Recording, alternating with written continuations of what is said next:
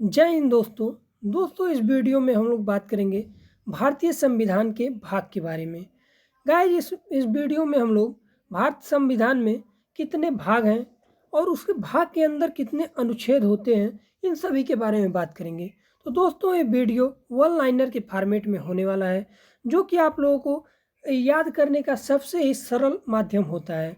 Guys इसमें क्या होता है कि आप लोगों को हर एक चीज़ों के बारे में सटीक तरीके से पता चलता रहता है। तो गाइज मैं आप लोगों को बता दूं कि भारतीय संविधान में जो 1 से लेकर के 22 तक भाग हैं, उन सभी के बारे में हम लोग आज डिस्कस करेंगे। और इस भाग के अंदर कितने अनुच्छेद होते हैं, जैसे कि भाग 1 के अंदर कितने अनुच्छेद हैं, उन अनुच्छेद को भी मैं आप लोगों को बताते चलूँगा। तो इससे क्या होगा, आप लोगों के भाग तो क्लियर होते जाएंगे कि ये जो जितने भाग हैं वो किससे संबंध रखते हैं, और उसके अनुच्छेद उसके अंदर कितने अनुच्छेद हैं वो भी आप लोगों को पता होते चलेंगे। तो गाइज ये वीडियो काफ़ी इंटरेस्टिंग होने वाला है, तो वीडियो में एंड तक बने रहिए, क्योंकि आप लोगों का इससे संविधान का पॉलिटी का लगभग कोई क्वेश्चन छूटने वाला नहीं है, जो कि आप लोगों के किसी भी क्वेश्चन में जरूर आते रहता है। तो गाइज देखिए, भाग पहले के बारे में मैं आप लोगों को बता दूं। देखिए भाग 1 जो है वो संघ और उससे उसके क्षेत्र के बारे में बताता है, जो कि अनुच्छेद 1 से लेकर के 4 तक के बारे में है। यानी कि अनुच्छेद 1 आर्टिकल 1, आर्टिकल 2, आर्टिकल 3, आर्टिकल 4, ये चारों चीज इस भाग 1 के अंदर आता है। अब क्या इसमें मेन मुद्दा ये है कि आर्टिकल 1 क्या बोलता है, यानी कि अनुच्छेद 1 क्या कहता है। तो मैं आप लोगों को छोटा बताते चल दूं कि अनुच्छेद 1 है, यानी कि जो अनुच्छेद 1 है वो भारत राज्यों का संघ, यानी कि भारत राज्यों का यूनियन है, इसके बारे में बताता है गाइस। और जो अनुच्छेद दूसरा जो है वो संसद विदेशी राज्यों को मिला सकता है कि नहीं, इसके बारे में बताता है गाइस। अब अनुच्छेद तीसरा जो है वो संसद वर्तमान राज्यों को उसमें नाम या क्षेत्र किसी में भी परिवर्तन कर सकता है, इसके बारे में अनुच्छेद 3 बताता है। और जो अनुच्छेद 4 है, यानी कि जब 2 और 3 इन दोनों को यूज करेंगे हम लोग, तो जो संसद होती है वो क्या होता है कि 50% के वोट से पास हो जाना चाहिए, उसमें राष्ट्रपति हस्तक्षेप नहीं करेगा।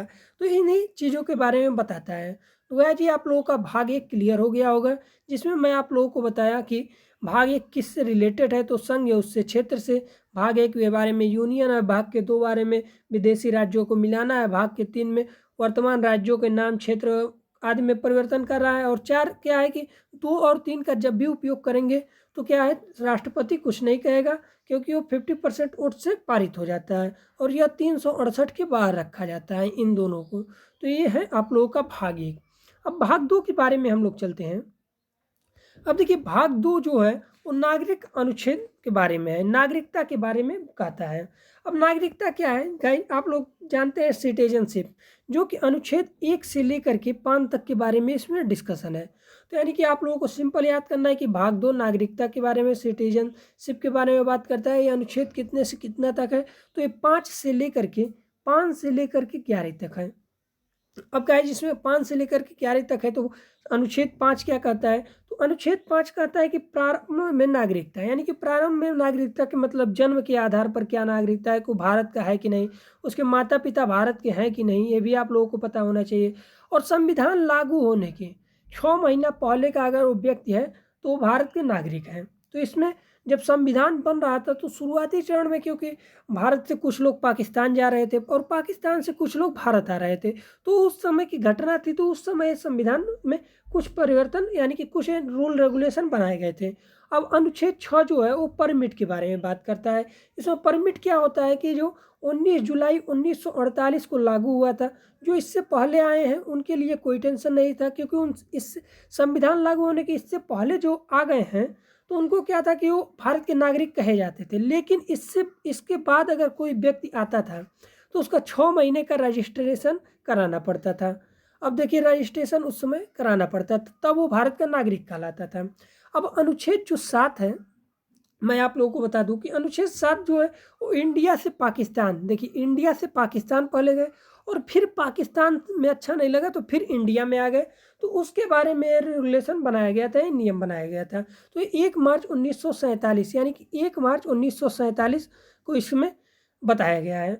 और जो 8वां, यानी कि 8वां मैं आप लोगों को बता दूं, इसे थोड़ा हटाता हूं मैं, क्योंकि छोटा डिस्प्ले है मोबाइल पे बनाने में काफ़ी समस्याएं आती हैं।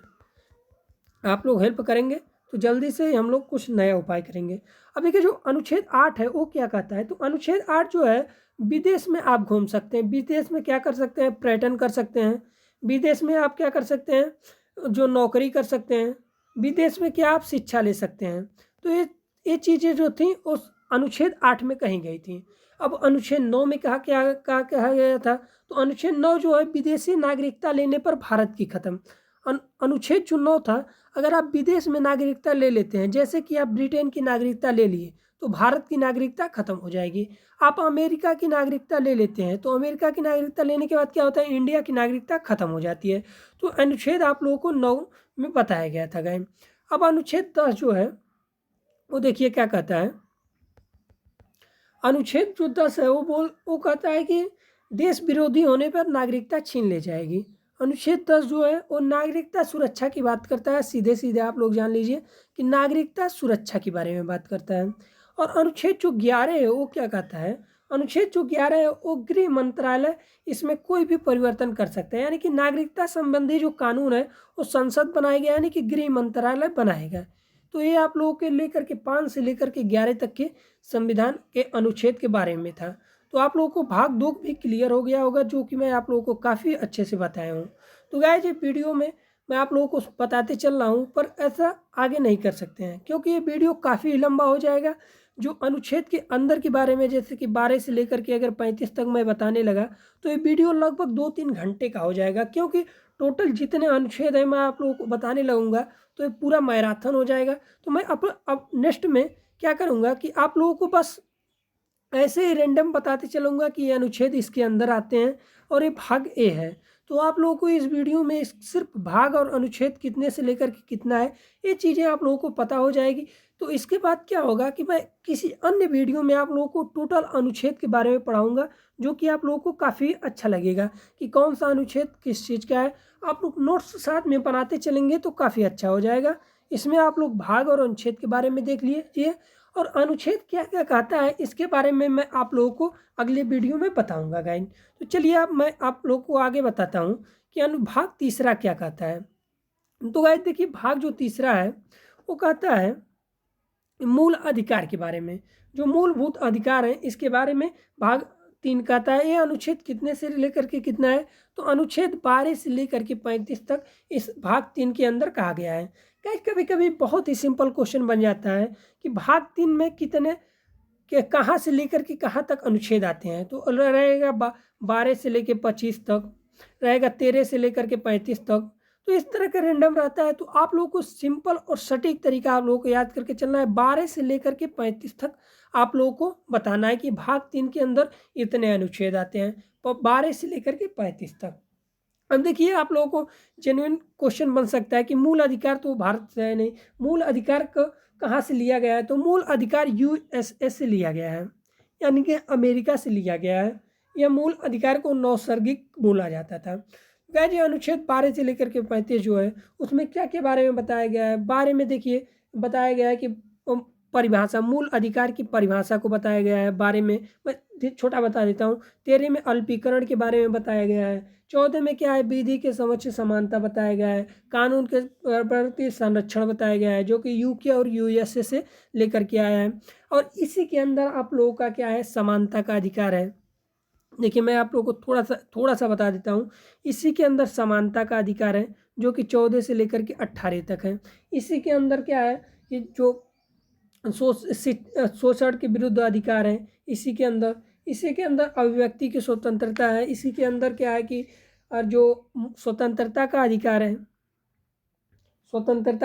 है, जो 19 से लेकर के 22 तक है। और इसके बाद शोषण के विरुद्ध अधिकार है। मैं आप लोगों को बता दूं, शोषण के विरुद्ध अधिकार है, जो कि 23 से लेकर के 24, अनुच्छेद 23 से 24 के बारे में शोषण के विरुद्ध अधिकार बताता है। और उसके बाद धार्मिक स्वतंत्रता का अधिकार है, जो कि धार्मिक स्वतंत्रता का अधिकार 25 से लेकर के 28 तक के बारे में बताता है।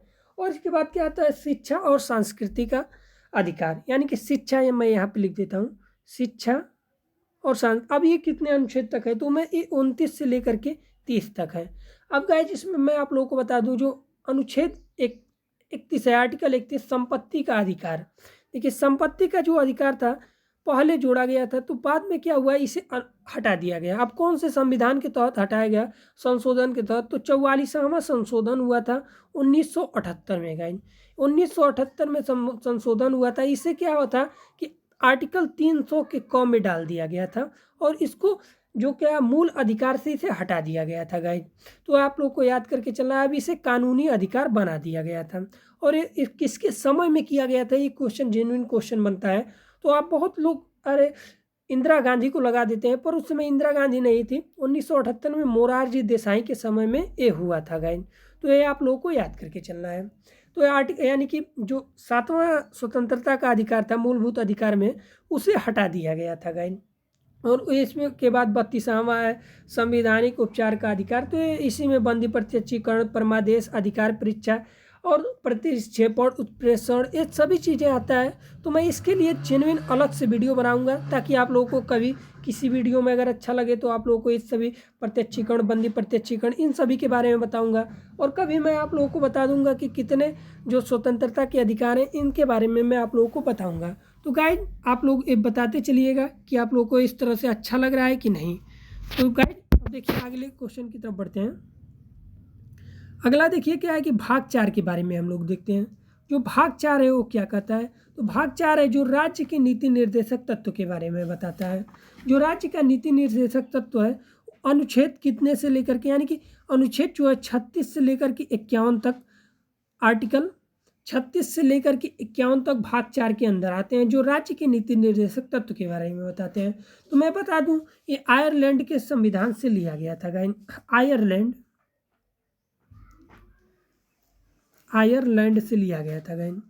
और गाइज मैं बता दूं आयरलैंड भी जो था वो स्पेन से लिया हुआ था, यानी कि स्पेन से आयरलैंड लिया था और आयरलैंड से इंडिया लिया था। केटी शाह ने इसे क्या कहा था, केटी शाह ने इसे कहा था यह एक चेक के समान है, यह एक चेक के समान है।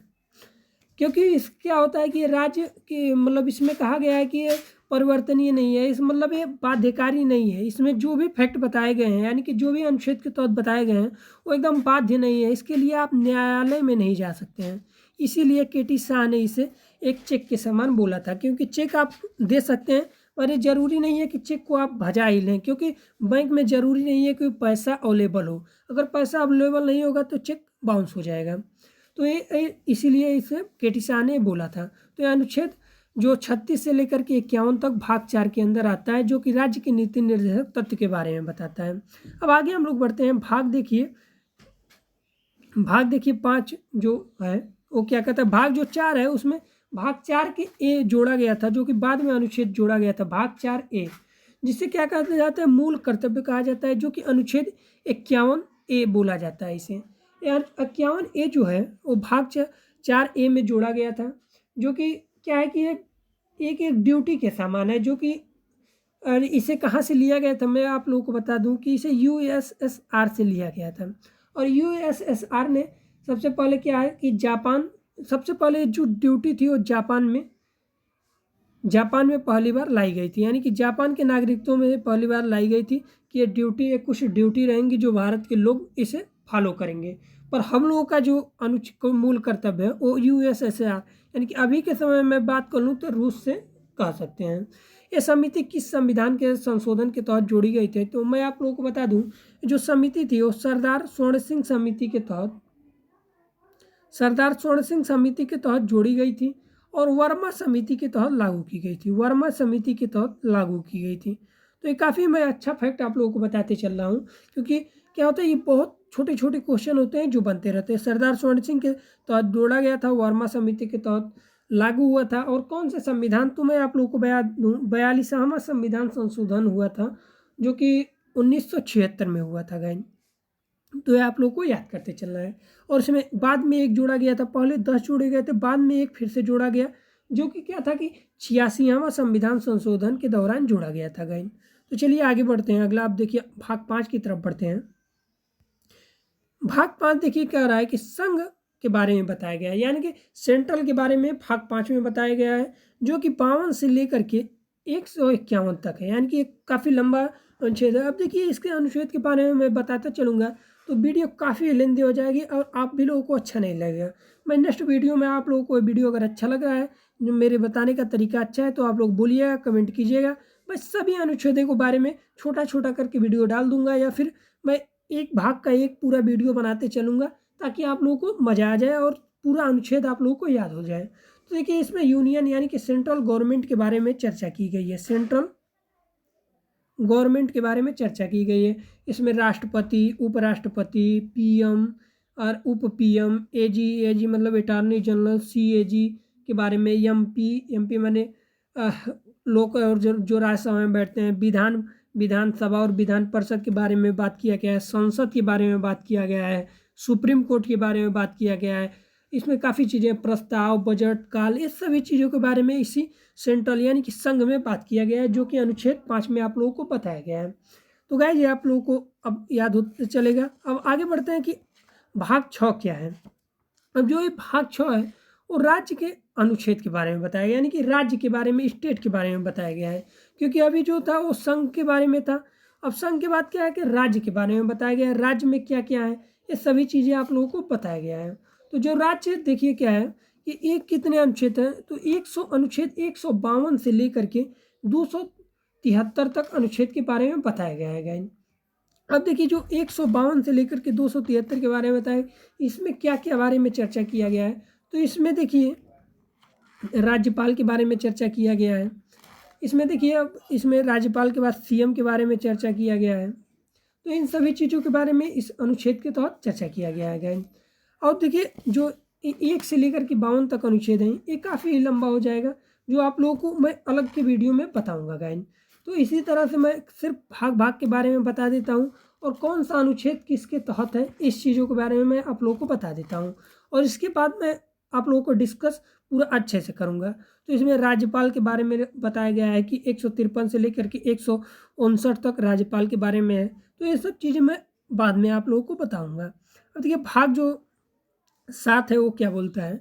जो भाग 7 है वो संविधान के बारे में, संविधान, 7वां संविधान संशोधन अधिनियम 1956 को निराशित कर दिया गया है। तो वो जो भाग 7 है, ये अब हम लोगों को नहीं पढ़ना होता है, क्योंकि क्या है कि ये जो भाग 7 है, 7वां संशोधन द्वारा, अधिनियम 1956 द्वारा निराशित कर दिया गया है, इसको निकाल दिया गया है। तो इसके बारे में हम लोग को नहीं पढ़ना है। अब भाग 8 के बारे में देखते हैं। भाग जो 8 है वो क्या कहता है।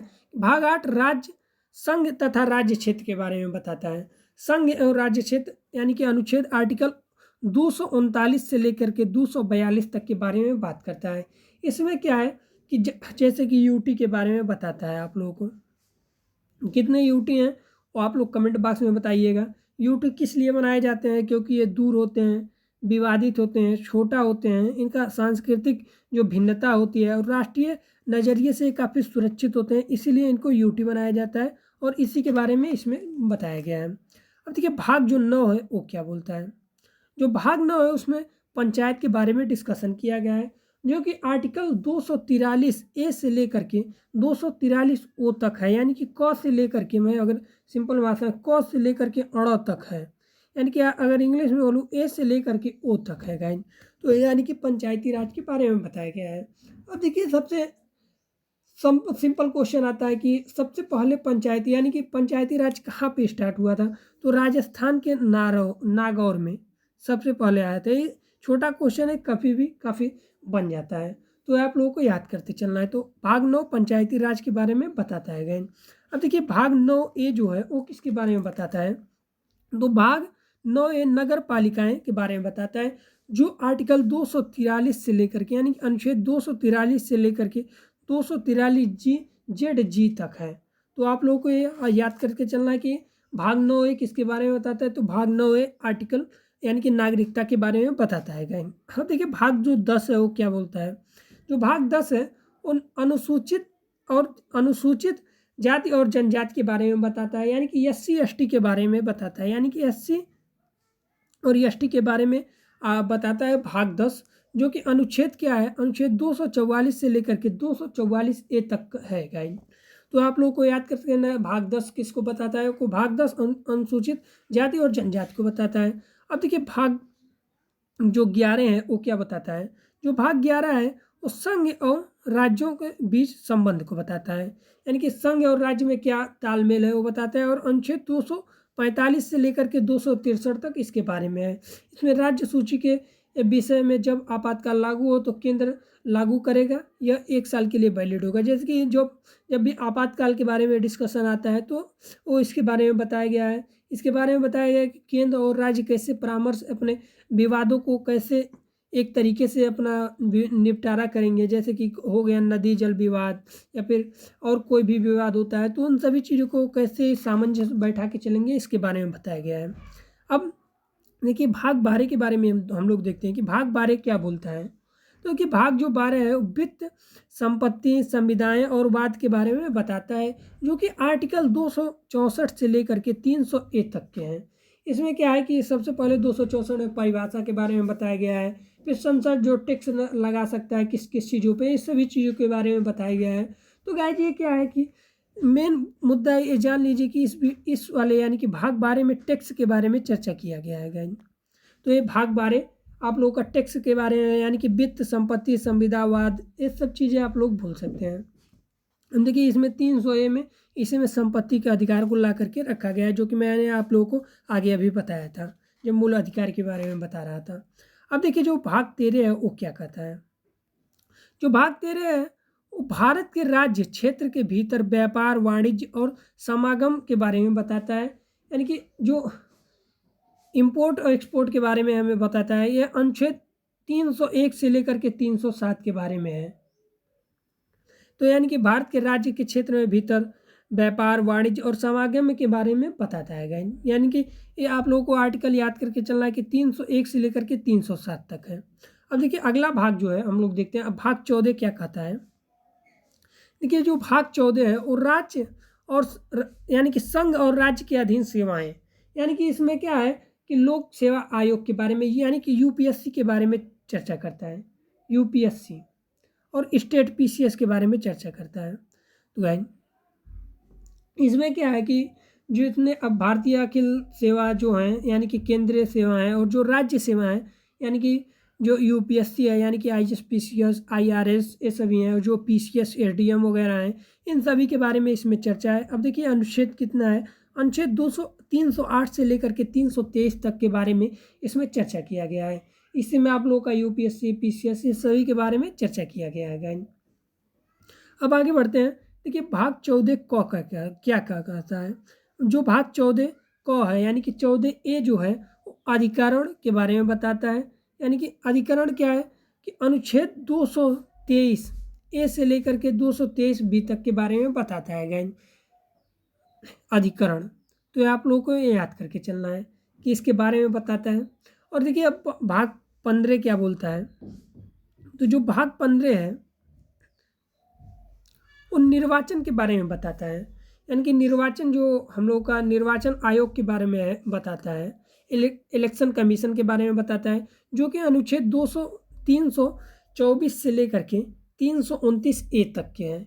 इसमें सभी यानी कि राष्ट्रपति का चुनाव जो है, राष्ट्रपति का चुनाव, उपराष्ट्रपति का चुनाव, पीएम का यानी कि लोकसभा का चुनाव, राज्यसभा का चुनाव, विधान परिषद का चुनाव, विधानसभा का चुनाव, यानी कि इन सभी चुनाव के बारे में इसमें बताता है।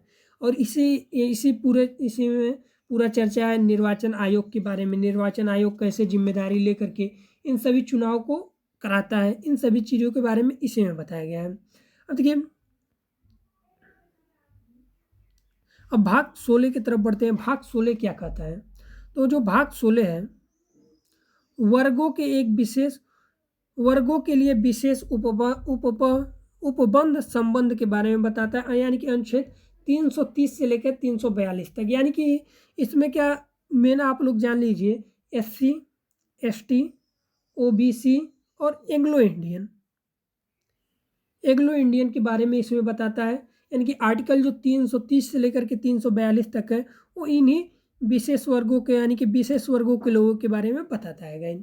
अब भाग देखते हैं 17 क्या बोलता है।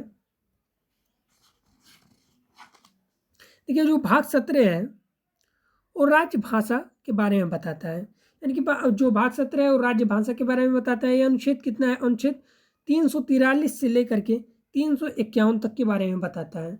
अब इसमें क्या है, इसमें नेशनल लैंग्वेज के बारे में आ जाएगा, राष्ट्रीय स्टेट लैंग्वेज के बारे में आ जाएगा, इसमें कितने राज्य के मतलब कि हमारे भारत के अंदर कितने लैंग्वेज को भारतीय संविधान के अंदर जोड़ा गया है, इस सभी चीज़ों के बारे में आ जाएगा गाइज।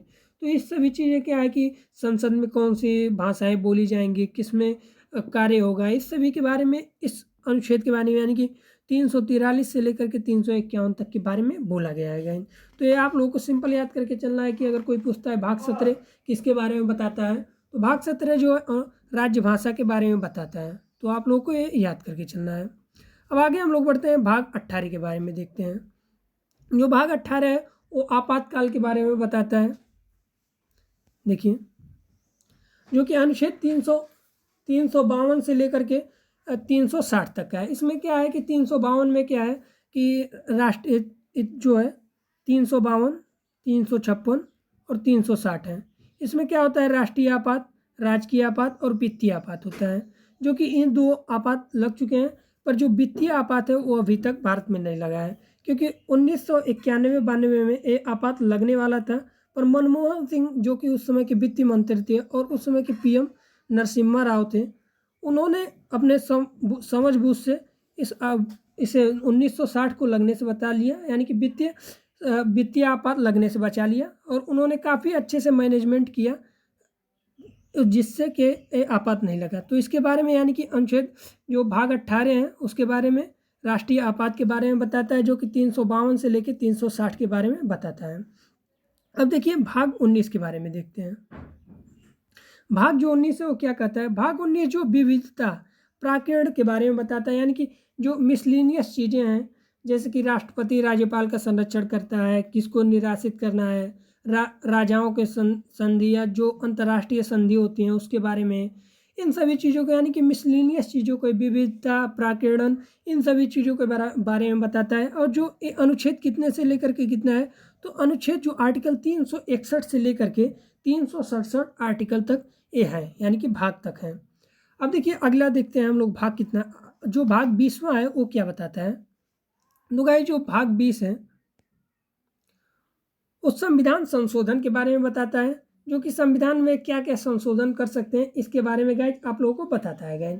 तो अब देखिए अनुच्छेद कौन सा है, तो आर्टिकल 368 है।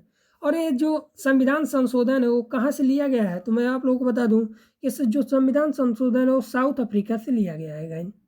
तो ये आप लोगों को याद करके चलना है, क्योंकि अक्सर पूछता है कि कौन सा संविधान कहाँ से लिया गया है, क्योंकि क्या जब संविधान बन रहा था तो हमारे जो देश के विद्वान थे उन्होंने पूरे लगभग सभी संविधानों को पढ़ा और जो भी अच्छी अच्छी चीज़ें थी वो भारत में इंक्लूड कर लिया। तो ये जो संविधान संशोधन के बारे में चर्चा है, जो कि आर्टिकल 368 के भाग 20 में है, भाग 20 के अनुच्छेद 68 में है, वो क्या है, संशोधन के बारे में, जो कि अफ्रीका से लाया गया है गाइस।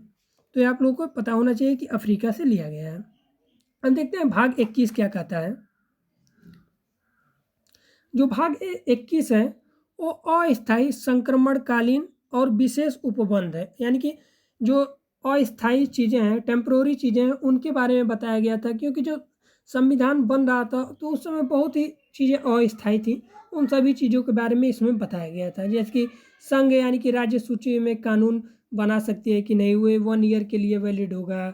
जम्मू कश्मीर के विलय पत्र का जो उस समय के लिए तत्कालीन मुद्दा था उसके बारे में था।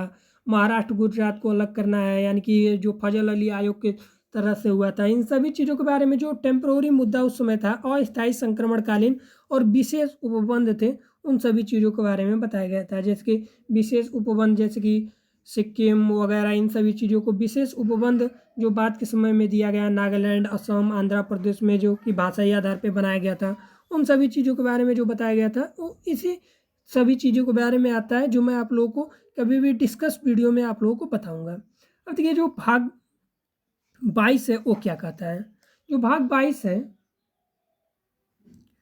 बता दो कि ये संक्षिप्त नाम, देखिए संक्षिप्त नाम प्रारंभ में हिंदी प्राधिकरण पाठ और निरासरण के बारे में बताता है, यानी कि संक्षिप्त नाम के बारे में बताता है, जो कि अनुच्छेद 393 से लेकर के 395 तक है। इसमें मेन मुद्दा क्या था कि इसमें जो भी संविधान का संक्षिप्त नाम क्या है, बुक का नाम, यानी कि संविधान का भारत का संविधान है, लागू कब से हुआ था, तिथि वगैरह के बारे में बताया गया था कि 26 जनवरी 1950 में इसे पूरी तरीके से लागू कर दिया गया था। बन के 26 नवंबर 1949 में ये तैयार हो गया था। इसमें इन सभी संक्षिप्त चीज़ों के बारे में बताया गया है कि अरे क्या है, क्या सब चीज़ इंग्लिश या हिंदी के बारे में बताया गया है। इन सभी चीज़ों के बारे में भाग 22 में बताया गया है। तो गाइस ये वीडियो काफ़ी अच्छा होगा, जो कि आप लोगों को टोटल बताया गया है कि यानी कि भाग 1 से लेकर के भाग 22 तक के आप लोगों को बताया गया। और जो भी हो सका मैंने आर्टिकल यानी कि अनुच्छेद को इस वीडियो में बताया है, क्योंकि ये वीडियो काफ़ी लंबा हो जाता तो आप लोगों को अरे बोरिंग लगने लगता, क्योंकि अनुच्छेद जो हैं इतने ज़्यादा हैं, 395 अनुच्छेद आप लोगों को ऐसे बताने में, और उसके बाद इसमें जितने भी संशोधन हुए हैं उन सभी को बताने में काफ़ी टाइम लग जाएगा। तो गाइस ये वीडियो आप लोग देखिए, और अच्छा लगा हो तो कमेंट करिए, ताकि मैं इसी संविधान पे आर्टिकल पे और वीडियो बनाऊँ, काफ़ी इन टोटल भाग के बारे में इंडिविजुअल में वीडियो बनाऊँ। तो गाइस आप लोगों को वीडियो अच्छा लगा हो तो प्लीज़ वीडियो को लाइक करिए, चैनल को सब्सक्राइब करिए और कमेंट करिए, ताकि मैं और वीडियो बनाऊँ। मिलते हैं अगले वीडियो में। धन्यवाद दोस्तों।